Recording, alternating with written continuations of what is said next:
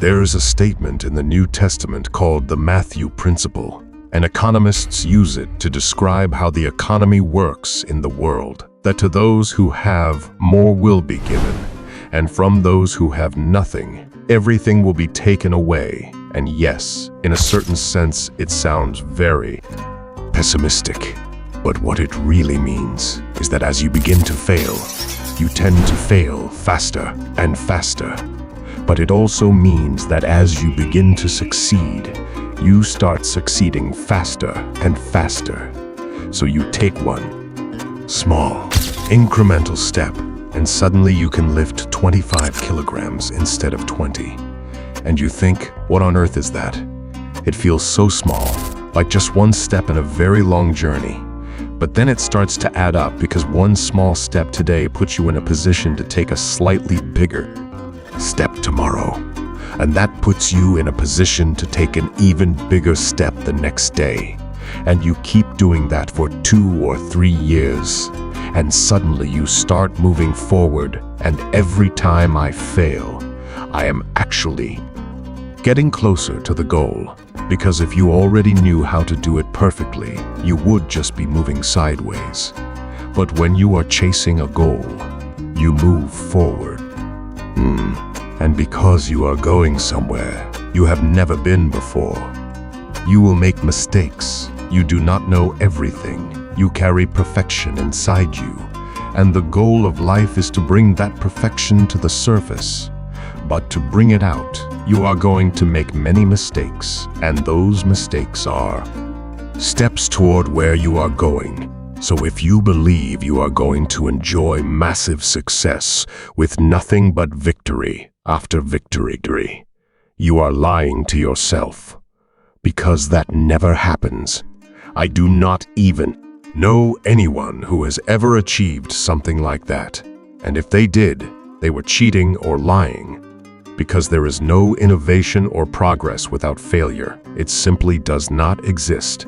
And if you are not failing while trying to innovate, then you are not pushing hard enough because you have not broken anything. You are taking very safe steps. And we never could have put a person on the moon without a whole lot of rockets exploding first. Of course. And I once met a chief financial officer and asked him what the company's priorities were. And he said efficiency and innovation. And I laughed and said good luck with that, because innovation is inherently inefficient, since it requires experimentation, and experimentation requires failure. And people talk a lot about failing fast. But honestly, I do not like the way we use that term. I think we use the word failure far too much, because the problem with the word failure is like the word cancer. It is too broad, stage 4 liver cancer, but they are clearly not the same. And it is the same with failure, because when people hear that word, some think it means experimentation, while many think it means catastrophe. So when we tell our company that failure is good and to fail fast, it literally scares people, because no one wants to fail. And what we really need is a new word, because yes, we want to avoid failure. Failure is catastrophic and should be avoided, but stumbling should be encouraged, because when a child falls off a bicycle, we do not tell them they failed. We tell them they fell. And what do we say next? Get up and try again. And I do not want to tell people they failed. I want to tell them they stumbled. And I want to encourage them to try again and stand back up. And I believe we should fall more often. And I will judge the quality of innovation not by whether you fell, but by how quickly you can get back up and try again.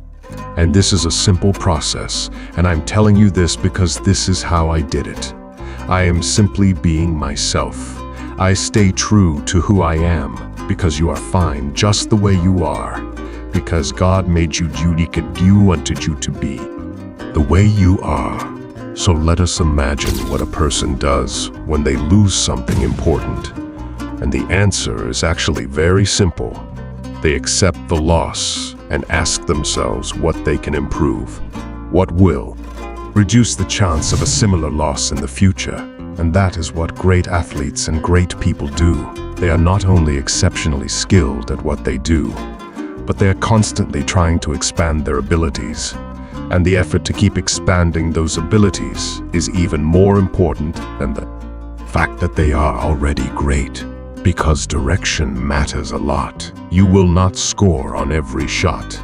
But that does not mean you should stop taking opportunities or stop aiming for the goal.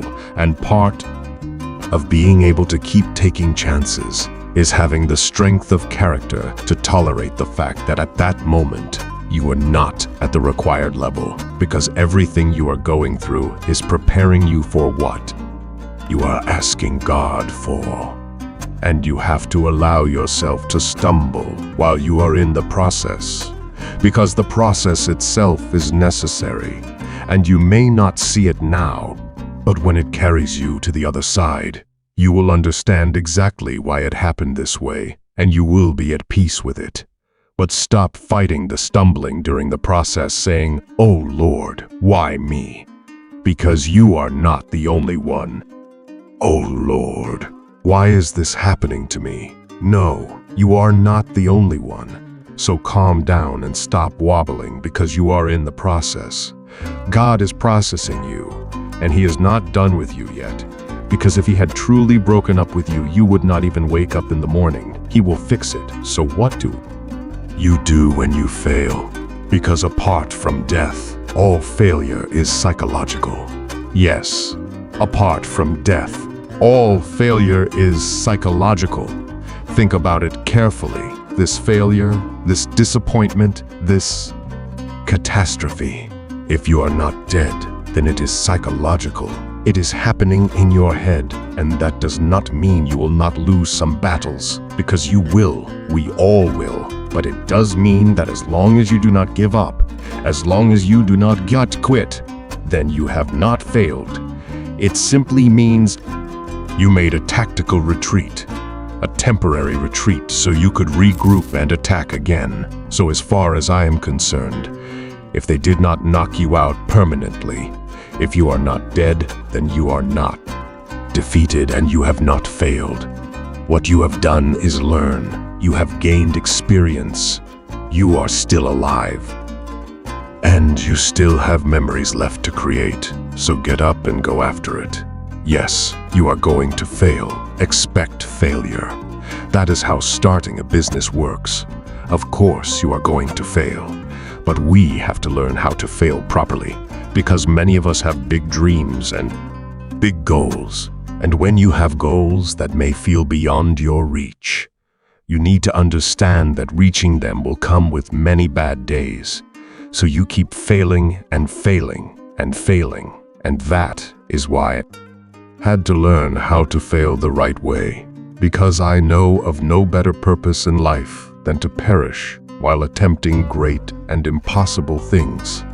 And the fact that something feels impossible should never be the reason to stop chasing it, because that is exactly what makes it worth chasing. Where would courage and greatness come from if success were guaranteed and there was no risk? The only true failure is pulling away from life's challenges, because failure is not the opposite of success. It is part of it. The problems are part of the journey. The opposition is part of the journey. Adversity is part of the journey. All of it is part of growth and becoming a better person. And every time something new appears, every time you are tested under pressure, you have to act and think about the times you failed. Do you really think that makes you a loser? Do you really believe you cannot do this? That you are going to fail forever? That you are going to ruin everything just because you messed up once? Like eating pizza one day, but eating clean the rest of the week. Did you fail? No. What we need to do is strip away this obsession with perfection and replace it with direction. Because if I move in the right direction long enough, I will always arrive as long as I do not stop. But the moment you decide to do something and fail once, you immediately say, maybe this is not for me. Success is not for me. Business is not for me, whatever it is. Simply because you failed once. And that happens because we have the wrong definition of failure, since failure is a necessary part of growth.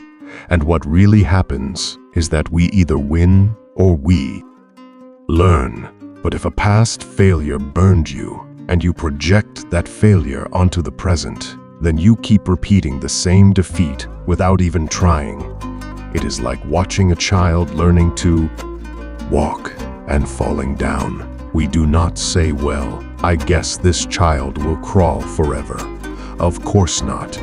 Yet, when it comes to ourselves, we say far worse things. And when you fail, so what? It is a process. You will learn to walk as long as you do not stop. So ask yourself, ladies and gentlemen, what would you do if you could not fail? Who would you become if your mind could not accept defeat? Who would you lose to? What kind of person would be born from that willpower? That confidence, that certainty of never losing, because losing is designed for people who quit and people who give up. I do not fail. I reassess, I analyze, I question, I find rhythm, I perfect my craft. And that is why I had to learn to fail correctly. Which means that when I fail, I cannot stay stuck in that failure zone for too long. I have to get up and move forward the next day because my goals are too big and I do not have time to sit here feeling sorry for myself for weeks, months, or years. Since the only place you can go after failure is toward winning, and you have to go deep enough into failure to understand it. Even though nobody wants to go that far because it is scary, but that is exactly where triumph lives. Overcoming failure is important, and you overcome it simply by standing up and continuing to move forward, even though it is hard, because the pain of failure does not just disappear. And I am obsessed with losing. I love losing because I know exactly what you think of my loss. And I cannot wait to shove it in your face when I come back and prove myself. Because you cannot truly fail. Failure is not real. It is a choice. Who do you become when you are willing to fail again and again and again? Because the moment you decide to become unstoppable, you begin to discover a part of yourself you never knew existed. And I finally realized that I no longer needed a personal story. I let it go, and that alone made all the difference in the world, because the beautiful thing about giving up your personal history is that when you no longer cling to a story, you no longer have to live up to expectations. And all of us carry these heavy bags, the weight of our past, the people who hurt us, the events, the circumstances, the wounds we cling to, and we use those wounds to define who we are. But many people are raised to be safe and comfortable all the time, and anything uncertain or unstable feels threatening to them, even language, and that creates weakness and fear. Which is why so many people are angry all the time, angry because they are not growing. And do not misunderstand me. I know some people are not good influences. I do not deny that. I am simply saying that you are more than someone else's influence. Unless you become obsessed with it every single moment and keep telling yourself or others that they are wrong, just so you can feel morally superior, psychologically superior, or spiritually superior. That is garbage. Stop it. Seriously, stop.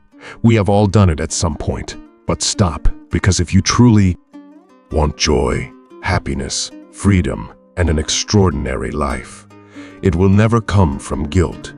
There is no pride that grows out of guilt. Who wouldn't want the chance to try something again and improve, to do something new on the first try, and then why not do it again and again and again until you finally get it right? But the truth is, you don't have infinite chances. You have a chance, one life, Just this life right here, and regret by itself is worthless. It does nothing for you. In fact, the only valuable part of regret is the lesson you learn from it and the knowledge you gain. But walking around filled with regret will take you nowhere, so learn and move on. Do not let regret defeat you. Do not become a slave to regret. Instead, let it teach you, let it make you better. Let the fear of regret push you to act today, right now. Take action now to become a better person. Not someone full of regret, but someone full of knowledge, full of strength, full of power, and fully alive. Because you have a great life ahead of you, and that great life is in front of you, not behind you. What you did back there has nothing to do with what God has prepared for you. What happened in the past was simply a series of choices that brought you to where you are right now, right here in this moment. And you should know this. You can completely ruin your life, destroy it entirely, and still turn around and start over, because you cannot solve a problem with the same mind that created it. I truly believe that. And if you want to solve the problems in your life, you have to change your mindset. Because problems live in your mind. They are created there. They are experienced there. They are largely illusions, and you must change your mind. Literally rewrite your agreement with reality. And one of the hardest things in the world is admitting that you were wrong. But admitting you were wrong simply means saying, I have been making decisions with my mind that created a life that is not working, and I no longer intend to keep making those decisions. I made a mistake. You do not need to announce it publicly. You do not need to drown yourself in guilt. You simply recognize that it did not work. The relationship you were in before, the way you behaved, you now see it clearly. You realize it was not working, and now you choose differently. And understand this, you are always a fool when you start something new. And if you are not willing to be a fool, you will never start anything new. And if you never start anything new, you will never develop. Because being a fool is the beginning of transformation. It is the same as humility, and if you want to write your destiny, you are allowed to do a bad first draft, because you will become smarter as you move forward. Maybe the star you wished on was the wrong star, but at least it was a star. At least it was in the sky. At least it made you move forward, and then something else in your life will grab your attention and fill you with curiosity, and you will think, should I do that? And the answer is yes, you should do something, even if it might be a mistake, because yes, it will probably be a mistake. And so what? Are you going to trip? Yes, but here is what will happen. You will be moving. You will not be frozen in place. You will not be stuck going in circles forever, because I see people like that. People who say, I never knew what to do, and now I am 40. And that is not good. And studies even show that people are more unhappy when they look back at the things they never did than at the mistakes they made while trying. And that is worth thinking about, because there are mistakes that redeem you, and a redeeming mistake is one you make when you go out and try something. You fail at it, you make many errors, but if you pay attention, you stop being ignorant. You learn from the results of those mistakes. You follow the signal. You follow the light, even though you cannot fully see it. Even though you are afraid, you take small, hesitant steps in that direction. And as you do, you become clearer, wiser, and more informed through experience. Because you are reaching beyond what you already know. You are entering territory you have never been to before. And you learn. And as Alan Watts said, the wake does not move the ship forward. The wake is just the trace left behind. And that is the same with your life. Your past does not push you forward. It is only a trail behind you. and believing it controls your suffering or your struggle is an illusion. So let it go, release it, understand it, get help if you need to, and then move forward. Treat the past like a school. Learn from it. See the mistakes. See what did not work. But do not carry it as a burden. Do not use the past as a weapon to beat yourself to death.